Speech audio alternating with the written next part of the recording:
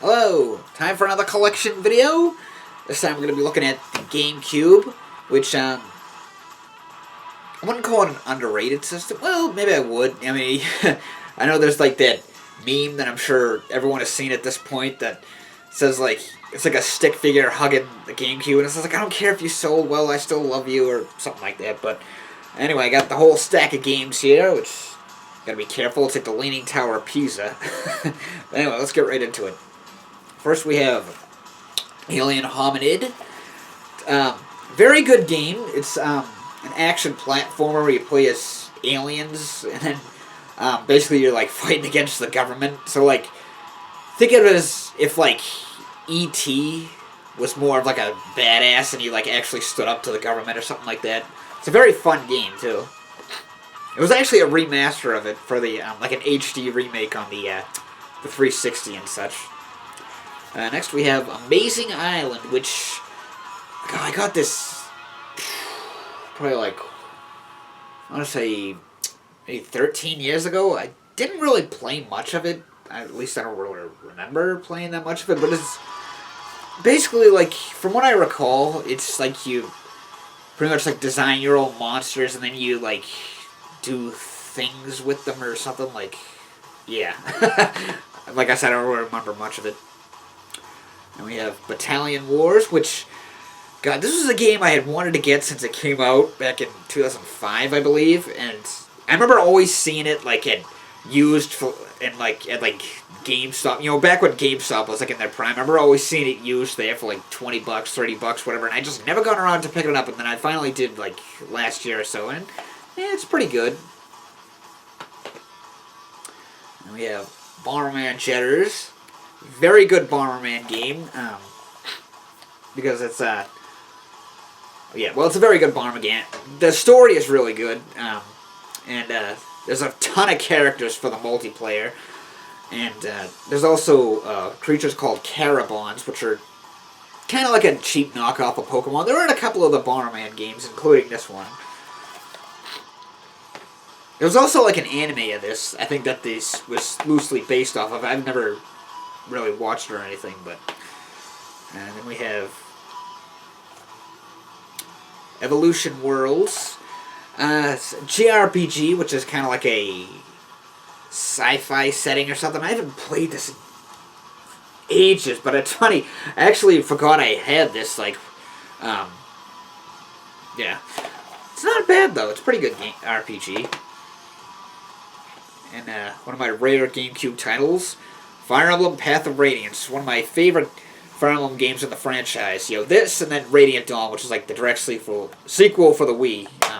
Very good Fire Emblem game, but it's kind of rare and expensive now. For God only knows why. We have Geist. Very unique type of game because you like... Well, actually, I don't know, maybe it isn't necessarily unique because there was another game like this for the Game Boy called, was it Avenging Spirit, I believe, except that one was more of a platformer. This is like a 3D perspective game. But, I mean, it's kind of the same concept as that, you know, just, like, you know, obviously, like, leagues ahead in graphics-wise and stuff, but very good game. I know Nintendo didn't develop this, they actually just published it, but still... Nevertheless, they should do something again with this game, you know, like, give it like a remaster or something, or a sequel, or whatever. So we have Kirby Air Ride, which is, how can I describe this? It's not necessarily a racing game, you know, it's more just like, it's like a variety of different games, like there's a racing mode, then there's like a endurance type of mode. Not an endurance, but it's like a thing where it's like a mode almost like Twisted Metal. That's the best way to describe it. Something like that. But a very fun game. It was actually one of the first GameCube games I got back in, which I'm going to talk about that more in my video that I'm going to do next week. Luigi's Mansion. The first title. It was funny when this happened. I remember it was like how, you know, when you have like Nintendo systems almost always launch with a Mario game. Sometimes they might launch with something else like Zelda or something, but most of the time it's Mario. So it's like, The NES that launched with Super Mario Brothers, Super Nintendo launched with Super Mario World, N64 launched with Super Mario World 64, and it's like, and then not only that, but it's like everything is Mario, like Mario Kart, Mario Golf. So then it's like, Jesus, like, does Luigi like not get anything? To be honest, I'm sure I'm not alone with this. I always kind of liked Luigi better than Mario. So that was with the GameCube. They finally gave him his own game, which launched with the GameCube. Very good game. I haven't played the new one yet, Luigi's Mansion 3, and I do have the 3DS one, which was like a sequel that came out a few years ago. It's nice that they're finally like revisiting this IP and like doing more with it, like which they've been doing in the past number of years.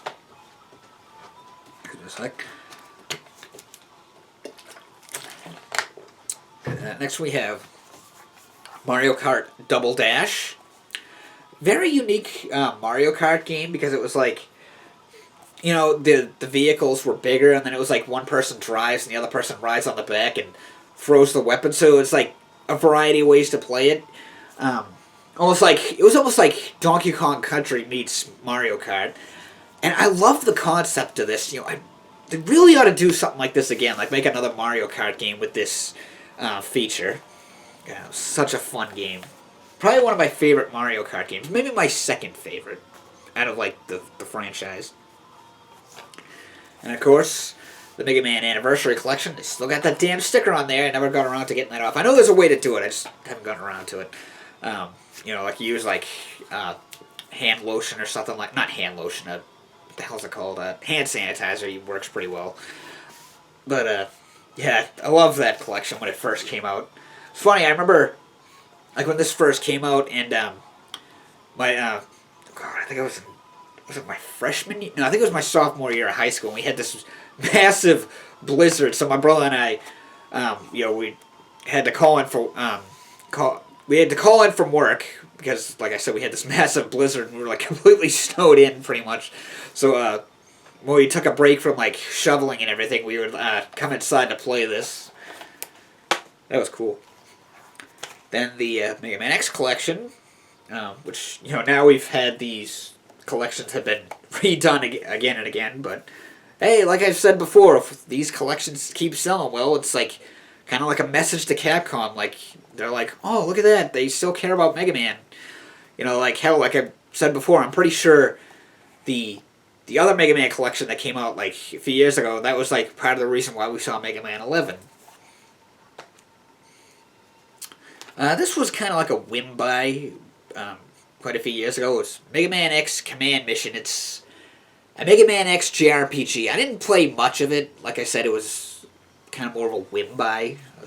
I think during my junior year of high school, maybe. So that was like about 13 years ago, give or take. We have the Namco Museum. This, I bought it like online along with another game. Like it just kind of came with it. It was like a bundle thing. So yeah, that was a few years ago. And we have Naruto Clash of the Ninja 2.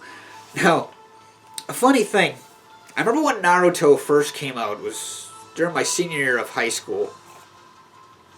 And I was like, oh cool, it's like all about ninjas and stuff, that sounds awesome. When it came out, and I was like, it's alright. I'd watch it like kind of here and there. So this game was kind of just like a whim buy. It is pretty good. It's like basically a fighting game, 3D fighting game type of thing. And then it was like, I just kind of like, I was like, the show's alright. And then years later, I got back into it. I started watching it again. I was like, wow, this is actually really good. So Naruto is one of those kind of like on-off shows that I would watch, so to speak. And next we have another game based off an anime series, One Piece Grand Adventure, which I think this was also like a fighting game or something. I don't remember. I haven't played this in forever. That was the thing. When this was around the time, I remember when One Piece first came out. And it was a show that I really enjoyed watching, but I don't know, I'm not, so that was like kind of why I bought this. Like, what the hell, I like the show, give the game a try. Not as crazy about the show as I was back then. I kind of went back to rewatch it, and I was like, it doesn't really have that same feeling as I did before.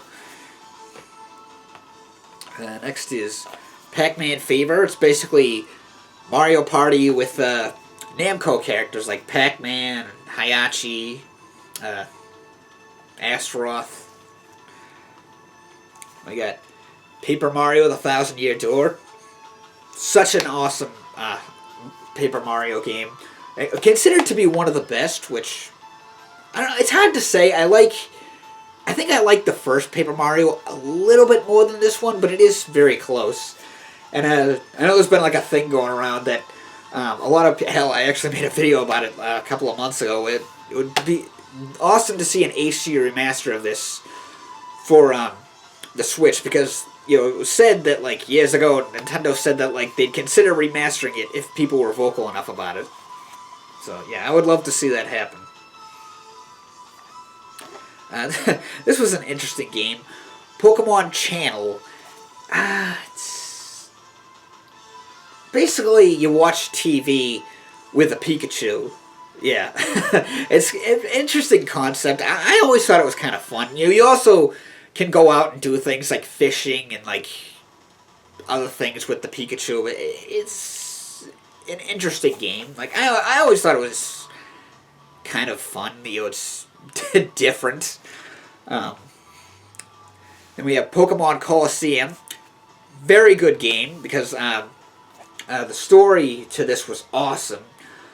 Where basically this evil organization is like turning Pokemon into mindless killing machines, so that you, as the kid you play as, was basically he worked for the organization, then he like leaves and he steals this like prototype gauntlet thing that allows you to capture Pokemon that belong to other people, other trainers. You can use this Pokeball and this gauntlet to capture these Pokemon away from these trainers. So basically, you train these Pokemon that are being turned into mindless killing machines. You have to like free them or save them and stuff, and something like that. But it's a very good game. I've been meaning to play that again. I just haven't gotten around to it. I actually have Rampage Total Destruction. Awesome Rampage game. Probably haven't seen one of these in forever, but I talked about that more in my games that I'd love to see rebooted video.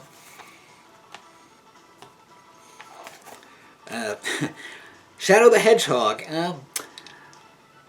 I actually kind of like this game. It's kind of more like Grand Theft Auto. I know it gets a lot of like bad publicity and stuff. I'll admit it's not that great, but it's kind of a guilty pleasure of mine. We'll put it that way. We have Simpsons Hit and Run. It's basically, think Simpsons meets Grand Theft Auto. Pretty much the same idea. Skies of Arcadia Legends. Amazing JRPG.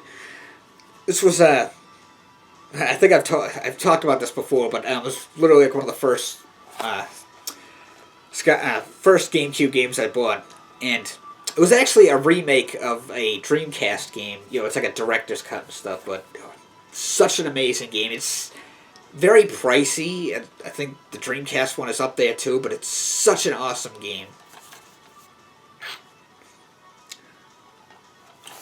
Sonic Adventure Director's Cut. What more can I say? It's like a director's cut of Sonic Adventure. I'll always love Sonic Adventure. It's just, I know it's not, like, it hasn't really aged well and stuff like that, but I don't know, I love that game. That version and this one. Sonic Heroes.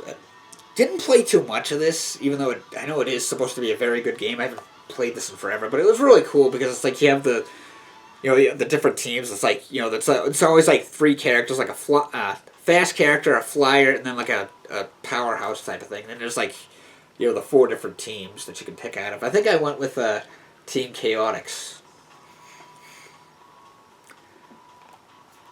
We have Star Fox Assault. Such an awesome Star Fox game because I'd love to see a new Star Fox game come to the Switch. It's interesting to see what they'll do because Star Fox Zero, which got a lot of mixed reviews, I really enjoyed it, but that was kind of like it was almost like a retelling. So I'm wondering if, like, will they continue off of that, like make a sequel to that, or will they just like reboot the series again, but I'd love to see a new Star Fox game come to the Switch. And I'd love to see them revisit this concept where it's like you have, game levels that are on foot, like a third-person shooter, and then the ones where you're in the flying levels. I mean, that was something that I always wanted to see with Star Fox games. I'm sure I'm not the only one either. I have a Super Mario Sunshine. Good Mario game. I haven't played this in a while, but a lot of these games I haven't played in a while, but that was a good Mario game. It's actually where Bowser Jr. and Shadow Mario made their debut. And whatnot. You basically gotta clean up stuff. And, yeah. And I like the concept of like how you fight the bosses and stuff in that. How you have to use the that thing, what was it called? The Flood or something like that. Not to be confused with the Flood from Halo. Yeah, this is spelled differently. Super Monkey Ball 2. I didn't play much of that. And of course, Super Smash Bros. Melee. Gotta have this in your GameCube collection. Considered to be the best in the series. I don't know if I could really pick a favorite Smash Bros. Game. I like them all in their own unique ways. Now this was the game that I bought that came with that Namco Museum game. It's Teenage Mutant Ninja Turtles 2 Battle Nexus.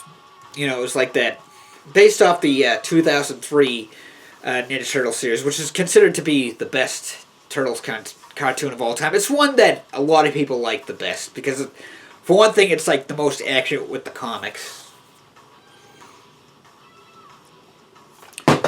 Damn it.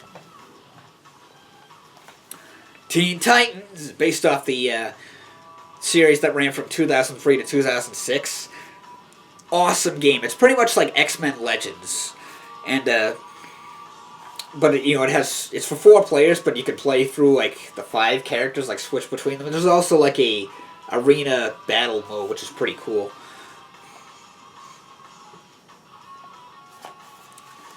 Time Splitters Future Perfect. These games are so much fun.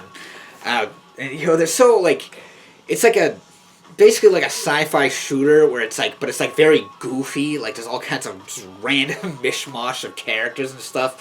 And the stories are always really good, except for the first one. That one, the campaign is kind of weird, but the multiplayer is such a blast, especially with friends. And I'd love to see a remake of, not a remake, but a new one, which people have been asking for years. It's a new Time Splitters game. Coming down to the last few. First we have the Tasmanian Tiger 2. This was kind of just like a random game that like my brother bought me for Christmas, like when I first got my GameCube. That's a story for another video, which I'll probably talk about next week. Pretty good platformer. Then we have WWE Day of Reckoning 2. I talked about this more in my, what the hell do you call it? A video I did a couple of years ago where it was like my top 5 6th-gen franchises. What was cool is that, like, basically every system had a different wrestling game. Or a different pay-per-view, or different show. Sorry. PS2 had SmackDown, Xbox had Raw, and GameCube had the pay-per-views. And it's like each one had its own unique features. So, yeah, it was kind of a pain in the ass having to buy, like, 3 different wrestling games. But, it was cool because it was like this one, for example, what made this unique was that the GameCube wrestling games, was the character customization was so, like, out of the ordinary. Like, basically, you could make, like, a medieval knight, you could make a mummy, you could make a robot, you could give them, like, weapons and stuff sticking off of their body, you could give them wings, or, like, you could give them one of those, like, what the hell, those things that it's like you see in front of a barbershop that's like the twirling thing with it's like usually red, white, and blue. You could give them that, and you could put it anywhere on their body. You could take that barbershop thing and put it, like, sticking out of their elbow or something. Yeah. So good. And finally we have X-Men Legends. I absolutely love these games. I still love these games. Sometimes I go back and play them. But yeah, that's my GameCube collection, folks. So, Until next time, thanks for watching. Be sure to like, comment, subscribe, and I'll see you next time. Because like I said, next week I'm going to be doing actually another memorabilia video, like a trip down gaming memory lane. So, until next time. Once again, thanks for watching.